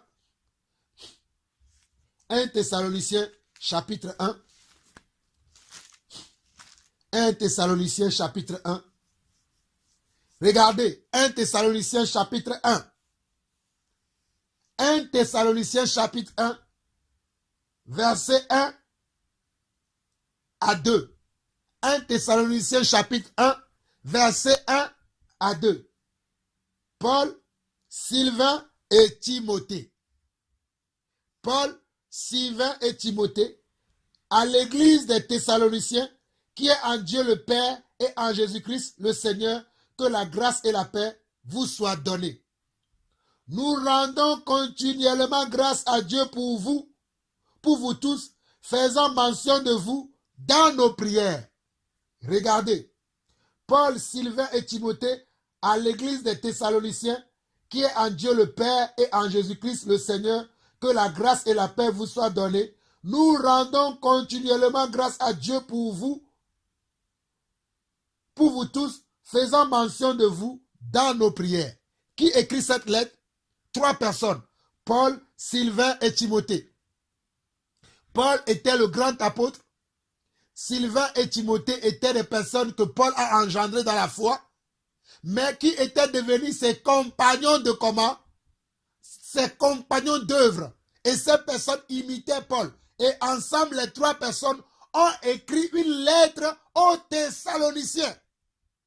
Ensemble, ces 3 personnes qui sont devenues des modèles, qui sont devenues des icônes dans le royaume de Dieu, ils ont écrit comment? Une lettre comment? Aux Thessaloniciens. Regardez 2 Thessaloniciens, chapitre 1. 2 Thessaloniciens, chapitre 1. Regardez encore. Paul, Sylvain et Timothée à l'église des Thessaloniciens qui est en Dieu, notre Père et en Jésus-Christ, le Seigneur, que la grâce et la paix vous soient données de la part de Dieu, notre Père, et du Seigneur Jésus-Christ. Nous devons, frères, rendre continuellement grâce à Dieu à vos sujets, comme cela est juste, parce que votre foi fait de grands progrès et que l'amour de chacun de vous tous à l'égard des autres, augmente de plus en plus. Je vous laisse vous-même de méditer ces chapitres après. Regardez comment ces trois frères qui marchent maintenant ensemble, qui avaient la même pensée, qui avaient les mêmes sentiments, qui avaient comment le même amour et la même foi, et dans leur moment de prière, ils vont prier pour les églises qu'ils ont engendrées dans le Seigneur, à embrasser la même foi, la même pensée et les mêmes sentiments qui étaient en eux. C'est pour cela qu'il est très capital que, frères et sœurs, vous ayez aussi comment un modèle à imiter. Si je ne suis pas le modèle, allez suivre ce modèle-là que vous voulez. Mais il est capital que vous ayez un modèle dans le Seigneur. Il est très capital, il est même vital pour vous que vous ayez un modèle à suivre, un modèle à imiter, un modèle d'enseignant, un modèle d'apôtre, un modèle de prophète, un modèle d'évangéliste, un modèle de pasteur et d'auteur à imiter. Cela est un plan de Dieu, cela est de la volonté de Dieu. Cela est de la volonté de Dieu. Actes chapitre 20. Actes chapitre 20. Actes chapitre 20.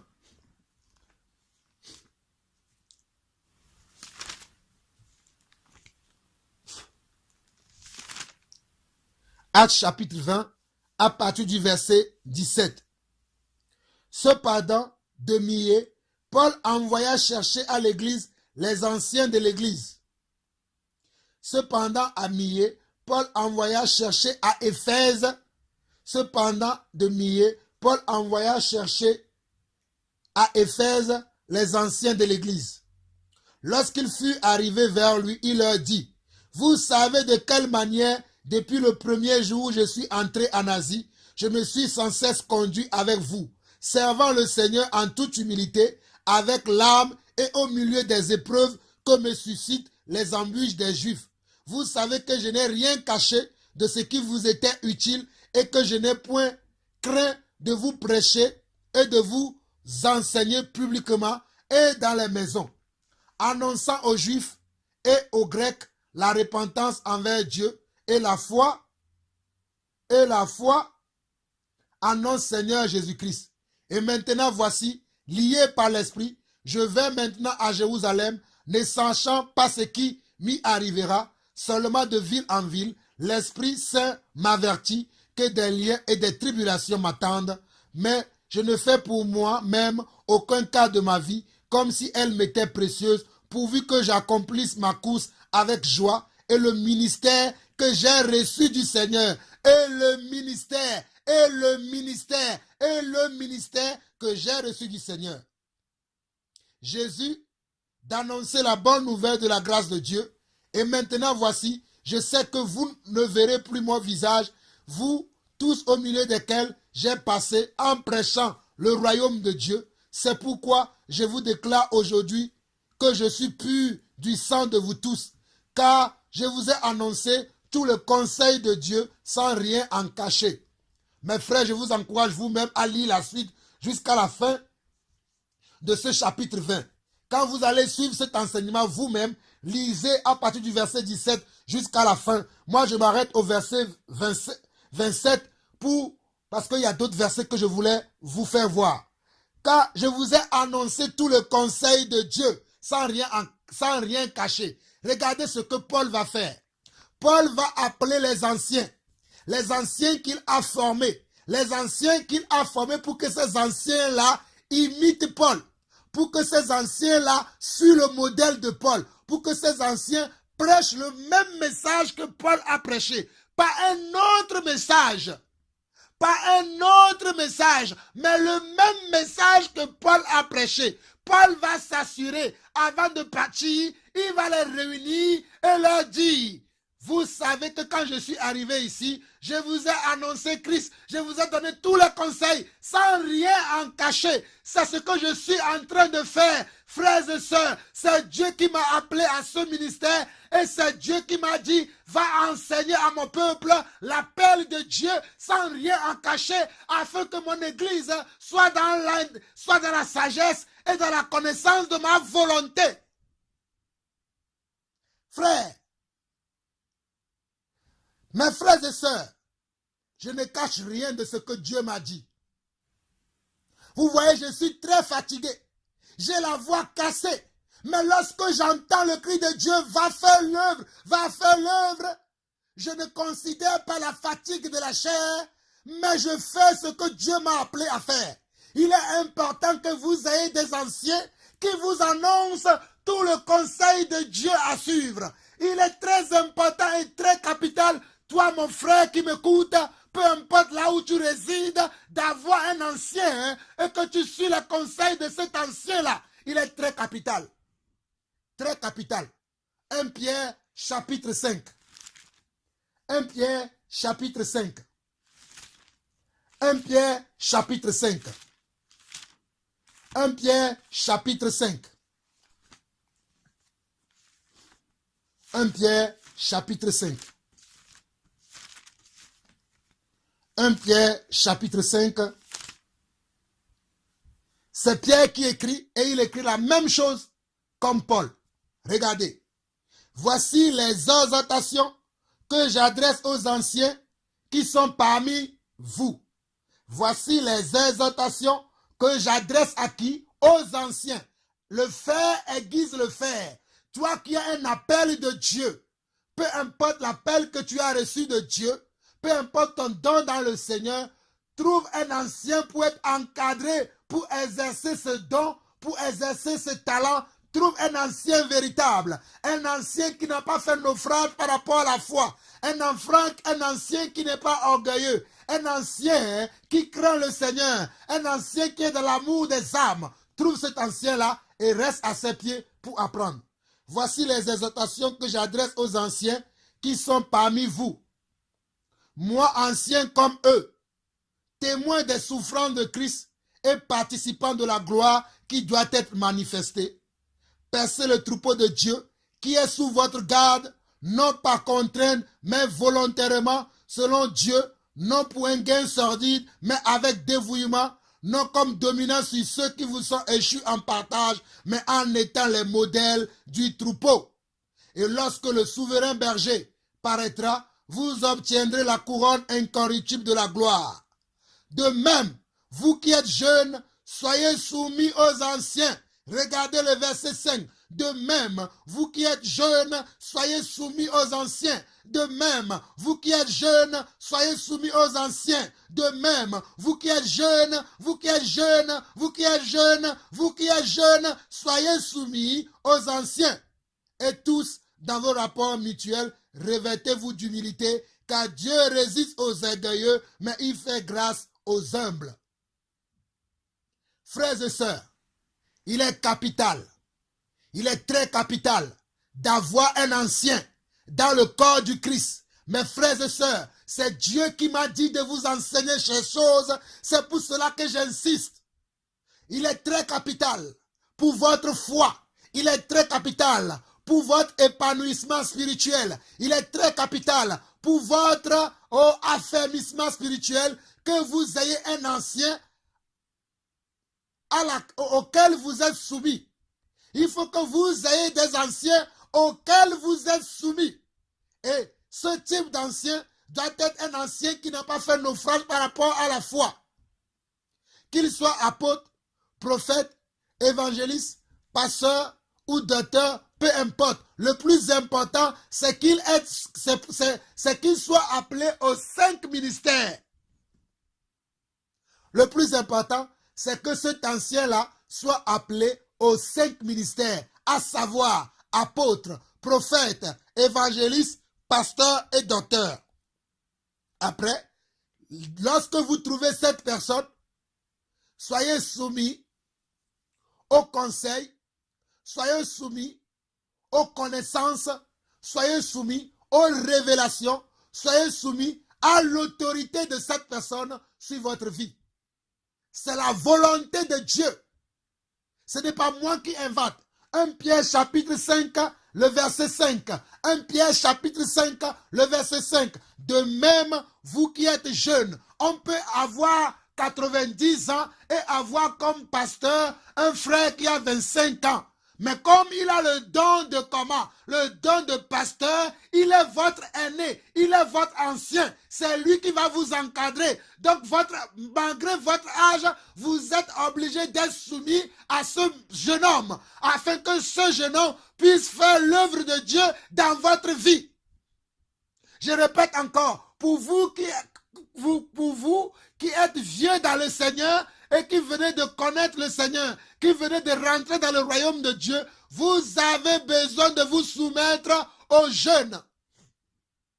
Moi, j'ai 40 ans. Mais il y a des gens à qui je parle qui ont 70 ans, qui ont 80 ans. Mais moi-même, j'ai 40 ans. Mais Dieu m'a doté de comment? D'un ministère. Dieu m'a donné un ministère que je dois exercer dans la vie de ces personnes. C'est pour cela que vous devez être soumis à ce que nous vous enseignons, car cela est de la volonté de Dieu. Que celui qui a des oreilles pour entendre, entend ce que l'Esprit dit à l'Église. Donc vous qui êtes appelés au ministère, peu importe votre appel, ou peut-être vous avez reçu un don, Dieu vous a fait un don que vous allez exercer dans l'Église, apprenez avec comment? Avec un ancien. Comme ça, l'ancien va vous diriger dans le Seigneur. Il va vous montrer comment utiliser ce don dans le Seigneur, à l'exemple de Jésus-Christ qui a montré aux apôtres comment ils doivent utiliser leurs dons et leurs talents. Comment ils doivent utiliser les dons et les talents dans le corps du Christ. C'est très important. Soyez soumis aux anciens. Je vais lire un dernier passage et nous allons nous arrêter là. Je vais lire deux derniers passages. Hébreux chapitre 13. Hébreux chapitre 13. Pour vous dire que c'est capital d'avoir des anciens. Hébreux chapitre 13, le verset 17 au verset 18. Hébreux chapitre 13, le verset 17 au verset 18. Obéissez à vos conducteurs et ayez pour eux de la déférence, car ils veillent sur vos âmes dont ils devront rendre compte. Ils veillent sur vos âmes dont ils devront rendre compte. Qu'il en soit ainsi, afin qu'ils le fassent avec joie et non en gémissant, et qu'il ne vous serait d'aucun avantage. Obéissez à vos conducteurs et ayez pour eux de la déférence, car ils veillent sur vos âmes dont ils devront rendre compte, qu'il en soit ainsi, afin qu'ils le fassent avec joie et non en gémissant, ce qui ne serait d'aucun avantage pour vous. Priez pour nous, car nous croyons avoir une bonne conscience, voulant en toutes choses bien nous conduire. Frères et sœurs, la dernière chose, l'avant-dernière chose que je vous dirai, priez aussi pour nous. Priez pour nous, afin que lorsque nous ouvrons la bouche, que nous ne vous enseignons pas les choses qui sont de ce monde, mais que nous vous enseignons les choses qui viennent réellement du cœur de Dieu. Priez pour nous, jeûnez s'il le faut, mais priez pour moi. Lorsque vous priez, souvenez-vous de moi dans vos prières, comme moi aussi, je fais mention de vous dans mes prières. Souvenez-vous de moi et demandez que Dieu me donne la grâce de le connaître un peu plus davantage, d'avoir un peu plus davantage sa connaissance, ses révélations, afin de vous les annoncer. Que Dieu vous bénisse, frères et sœurs. Que Dieu vous bénisse. Je vais vous donner les passages que je n'ai pas pu lire avec vous, car je vois que ça fait déjà 1h50, parce que beaucoup d'entre vous, vous n'aimez pas la parole, vous vous plaignez que nos enseignements sont longs, mais c'est l'Esprit qui nous conduit. Là, il y a encore beaucoup de versets à voir, mais j'aimerais simplement vous dire que quand vous lisez dans Luc chapitre 10, dans Luc chapitre 10, vous avez vu que Jésus a envoyé comment? 12 disciples. Jésus a envoyé 70 disciples. 70 disciples, Jésus les a envoyés pour aller prêcher le royaume des cieux. Ils ont appris avec Jésus. Et quand Et quand ils sont revenus, ils étaient dans la joie. Et ils annonçaient à Jésus que voici, même les démons nous ont été soumis. Voici ceci, cela. Ils étaient dans la joie. Parce que les démons leur ont été soumis, parce qu'ils ont opéré des miracles, ils ont opéré des prodiges et des signes. Mais au verset 20 de Luc chapitre 10, regardez ce que Jésus leur dit. Cependant, ne vous réjouissez pas de ce que les esprits vous sont soumis, mais réjouissez-vous de ce que vos noms sont écrits dans les cieux. Cependant, ne vous réjouissez pas de ce que les esprits vous sont soumis, mais réjouissez-vous de ce que vos noms sont écrits dans les cieux. Nous sommes dans Luc chapitre 10. Et vous-même, je vous conseille de méditer ces passages, de méditer comment les 12 disciples, les 72 disciples, comment les apôtres, les disciples ont appris avec Jésus. C'est pour cela que je te dis, toi mon frère, toi ma soeur, qui me suit, si Dieu t'utilise à accomplir un miracle, à accomplir un signe, à faire un prodige, ne te glorifie pas. Ne te glorifie pas, calme-toi, va dans ta chambre, remercie par contre le Seigneur, bénis Dieu, sois dans la joie, mais bénis Dieu et dis à Dieu, merci parce que tu as écrit mon nom dans le livre de vie. C'est ça que nous devons faire. Voici la marche à suivre, voici le modèle à imiter.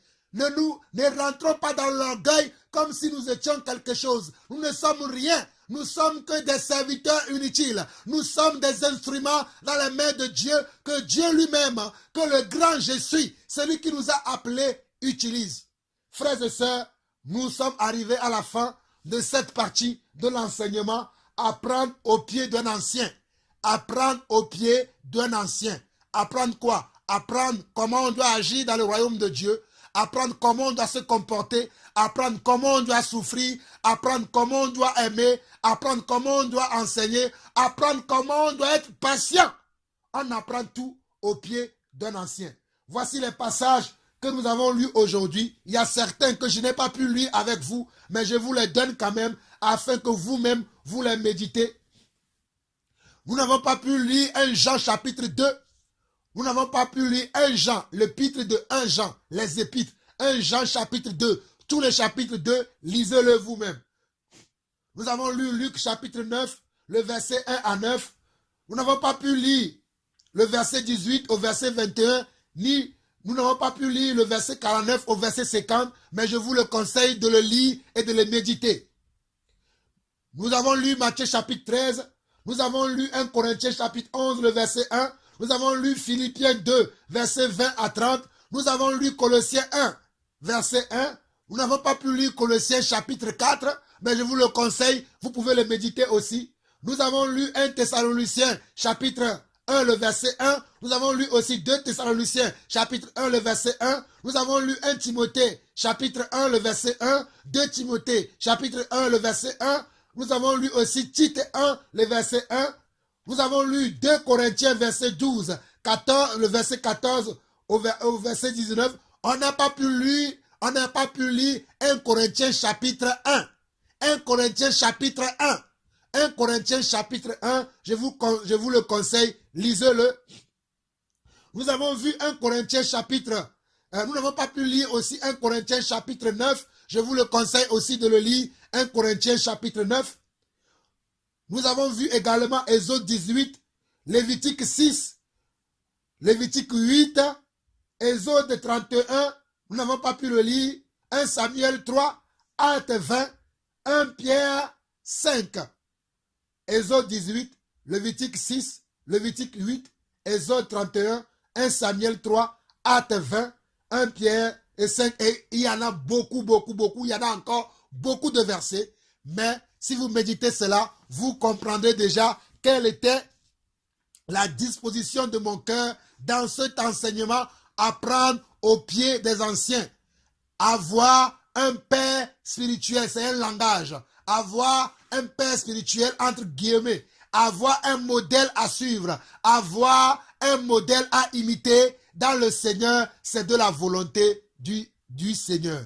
Frères et sœurs, c'était tout pour cette partie de l'enseignement.